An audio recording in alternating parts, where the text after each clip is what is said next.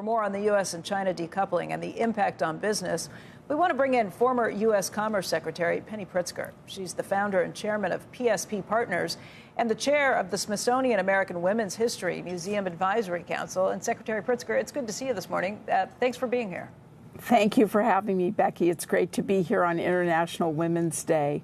And it's also great to be able to talk a little bit about the Smithsonian American Women's History Museum.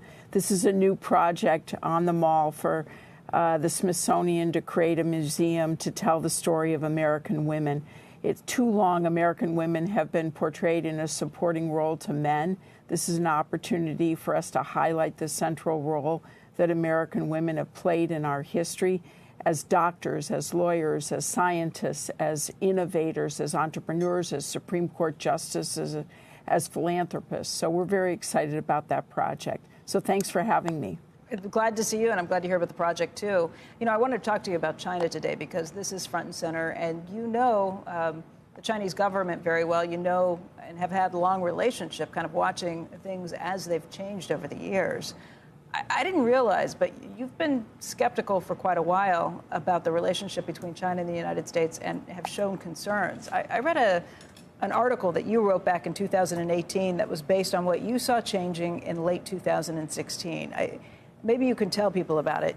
You had, who was the vice premier at that time of China, over Wang Yang to visit, and you sat down and had a very candid conversation over dinner with him. And you warned him that what President Trump had just done to get elected was in large part based on issues that China had played a hand in. You want to lay out some of those concerns and what you told him at that point?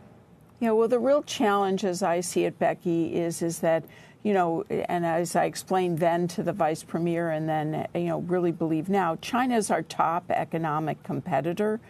And, you know, what has happened over the years and is only heightened recently is that there's a real lack of mutual trust between the two countries.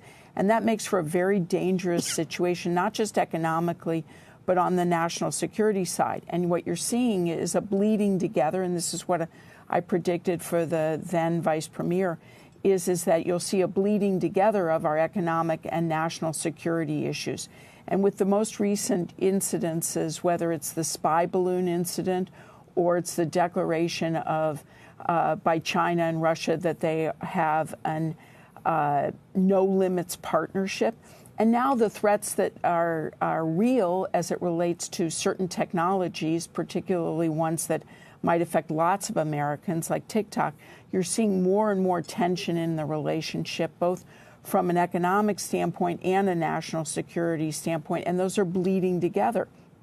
And that has come, you know, becoming more and more evident as you see the most recent bill that was proposed, I think, yesterday, the bipartisan bill that basically says we need a systemic approach to how we're going to address technology-based threats to American security from countries that are, you know, such as China, such as Russia, such as North Korea and Iran.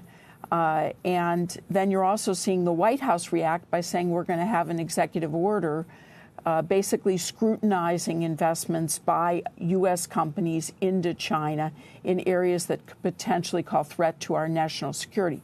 Investments in things like AI or in decryption in other areas. This is a real challenge. Yeah.